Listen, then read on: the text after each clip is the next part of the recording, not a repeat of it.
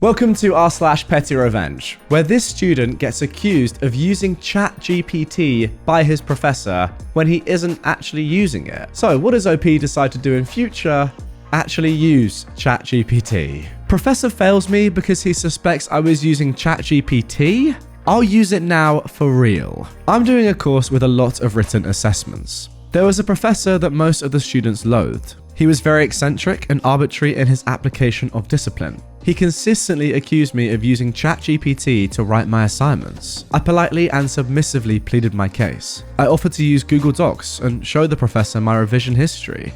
I'd even offered to write all of my essays at his office at a time convenient to him, but this all fell on deaf ears. I was suspended for a semester and I had to repeat his class. I emailed the dean, requesting whether I could be placed in the other professor's class, but my request was met with great vitriol, with the dean threatening to expel me for scapegoating and bullying the professor. So I was in his class again and I had to submit our first essay.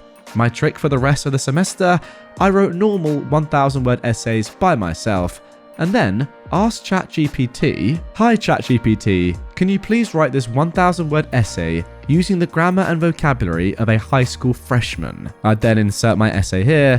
Please include all points and paragraphs. I'd then proofread it and edit the essay.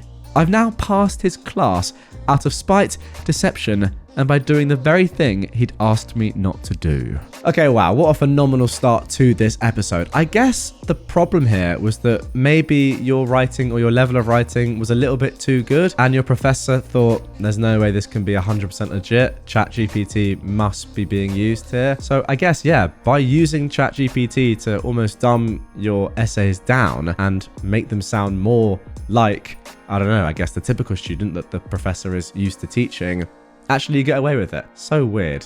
Very backwards, but yeah, really, really petty, and I love it. I do think it's a bit of a disgrace, though, that you can get away with this as a professor or as an institution. You can say, you know what, I think you might be using AI, so for that reason, you have to redo the entire year. I mean, with no proof, surely that's not fair, right? People have also said in the comments that apparently AI detectors are actually faulty a lot of the time as well, and there are quite a few false positives that come about. So I don't think they can use that, but nonetheless, take nothing away from the fact that the revenge is spectacular. My brother ransacked my room. I cost him a job, prevented him from sleeping, and jacked up his phone bill. Let's set the scene. It's 2010. I had just turned 18 and spent a long summer week away from home, enjoying my new freedom to come and go from my parents' house as I pleased. During the week, I crashed at friends' houses, went camping with other friends, video gamed, and bought all the cigarettes and tobacco products and snacks that me and my friends could afford. My meth-addicted brother, who is 27, I'll be referring to him as Mac, thought he was going to make it big in the music scene because of all the different drugs he was willing to do. He thought being on acid made him play as well as Jimi Hendrix because Hendrix did acid.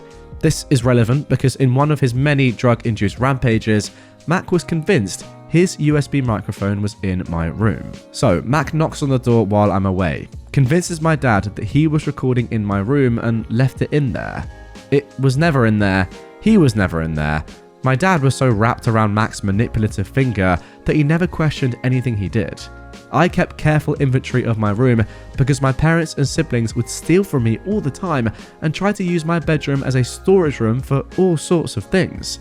Thinking back, his excuse was likely just to steal from me like the rest of my family did. So Matt goes into my room and tosses the place, like out of a movie scene during one of his notorious benders. He flips the mattress, empties out every dresser drawer onto the floor. Nothing was left the way I'd left it. After all was said and done, I had to spend 3 days cleaning and reorganizing my room because of how badly this tweaker destroyed everything of mine. Things were broken, clothes everywhere, bins and boxes dumped on the floor. It was like a tornado had rampaged through a trailer park in Iowa. My dad had heard all of this going on and did nothing. I showed my dad the mess, but dad just shrugs at me and says, "He's in his 20s, what do you expect me to do?" Well, how about frickin' stop his strung out butt from tossing the place? How about at least calling him to have him clean up his mess? I replied. He practically ignored me and before walking off says, "He was looking for his microphone and you need to just deal with it." Going to my mum was no different.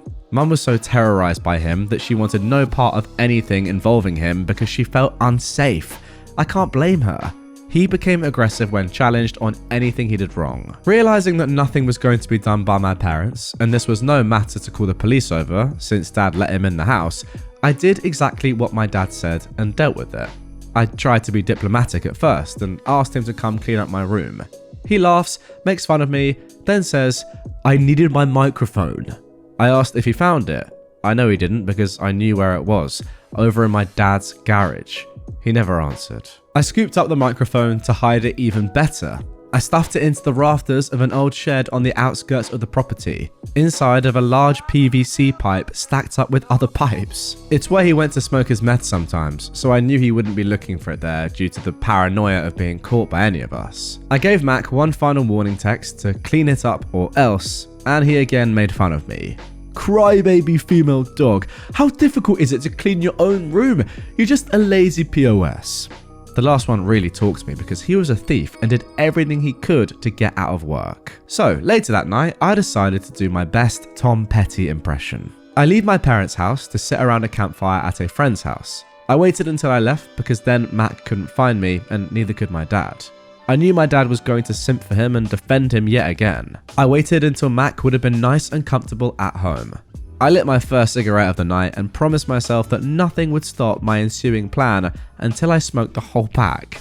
I had recently learned how to SMS bomb. At the time, you could add the same contact into your SMS app multiple times for a group chat. I believe it was up to 30 on the phone I had. For every one SMS or MMS that I sent him, he received 30 in total. I spent hours sending messages to Mac. If I had a cigarette in my mouth, I was text bombing him. I spent from 9 PM until 4 AM sending Mac thousands upon thousands of texts and picture messages. I have now dropped a Hiroshima-sized text bomb on the fancy BlackBerry that he was so proud of buying a week or two before this. For anyone wondering, it was simply a copy and pasted text that said, "This stops when my room is clean," and a picture of the mess he had made. I alternated back and forth. This took very little effort, but left him inundated with notifications every 1 to 3 seconds. This effectively DDoSed his phone into oblivion. It was locked up tighter than a New York subway car. He could not call, text, or even open anything on his phone other than my text messages. Dad starts frantically calling me at around 1 AM. I ignored. Then my mum calls me and leaves a voicemail for me to call him. Worried it's an emergency, I call Dad back. He picks up the phone, screaming at me. "His phone is locked and he can't use it. You need to stop this right frickin' now." I replied, he needs to go and clean up the mess he made in my room right frickin' now, or just deal with it like I have to. The argument continues for a while longer. The entire time he's defending Mac tooth and nail. Eventually, I broke it to my dad that there was nothing I could do to stop the flow of messages and notifications. He hung up and never brought it up again. After the smoke had cleared, pun intended, I found out Mac had his BlackBerry locked up for 10 days. He wasn't able to respond to a job offer and wasn't smart enough to leave an alternate contact means. The job went to someone else by the time Mac was able to return their call. He was still going to be stuck at the job he loathed for a while longer. His phone plan had a monthly SMS and MMS and data limit that I absolutely destroyed. This month's bill was over $300, actually closer to $400. His live-in girlfriend was also angry because they had to leave the phone on and plugged into a charger to let it process the messages from my mass messaging campaign the night before. The notifications made the phone unusable and they were stuck listening to the notification sounds for those 10 days. Oh my gosh. They tried stuffing it inside of a blanket, but the phone would get too hot and they were worried it would start a fire. So on the counter, plugged into an outlet, it sat, keeping them awake and annoyed constantly. That's amazing. Yeah, they can't turn the volume off or turn the phone off or anything. The phone is completely done. Oh, so good. Another 2 months rolled past. I finally decided he could have his microphone back. Kind of. I took it out of hiding and stuffed it in his keyboard box that was also stored at my parents' house. He found it there not too long after and never even apologized for what he did. Not that I ever expected him to. He even bragged about finally finding it. He never went into my room again without my permission, out of fear of his phone being locked up again. Goodness me, to be honest, I'm actually not sure who's worse, Mac or your dad. I mean, how can you enable someone to this extent who's doing such horrible things to your other child? It makes zero sense to me. Someone actually said in the comments down below, which I think is brilliant, you should have waited for him to be high and then told him you actually hid it in your dad's room. Maybe with a little bit of luck, he would have trashed his dad's room. I agree with that. That would have been unbelievable. OP says it's 13 years too late, sadly, although they would have done it and think it's a phenomenal idea. And yeah, I feel like that's the only way that would have made your dad understand how annoying and horrible and how much of a bully your brother's being to you if he had repercussions on himself for once. I don't know. I mean, I feel like I'm just skipping over the part where you just said your family steal from you. Probably not the best environment, and I do apologize, and I feel sorry for you because of that.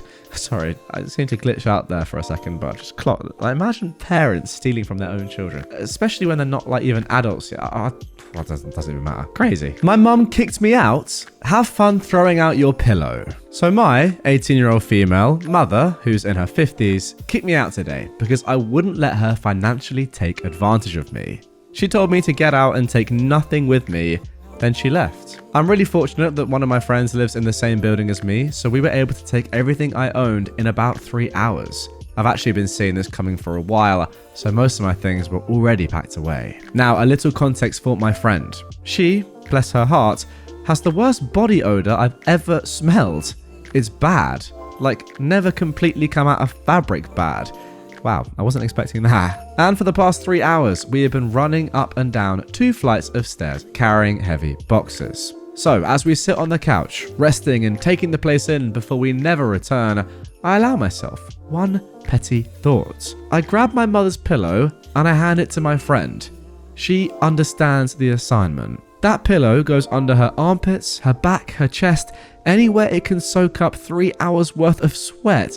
That pillow sees hell. We put the pillow back in its place and leave. Now, I don't know if she actually meant for me to leave or not, but when she gets home and sees my room empty, I hope she regrets chasing away the last person who cared for her. And when she gets in bed and lays her head down on her pillow, I hope she cries. Oh, now this is disgusting, but in a truly wonderful way. Phenomenal. Really, really phenomenal stuff. Goodness me.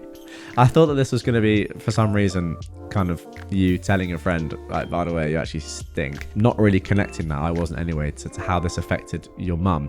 But just brilliant. And I also feel like it's nice because your friend probably knows that she does have bad body odor, especially when she sweats as well. You didn't even have to say to her, just a look, and she knew what to do. Goodness me.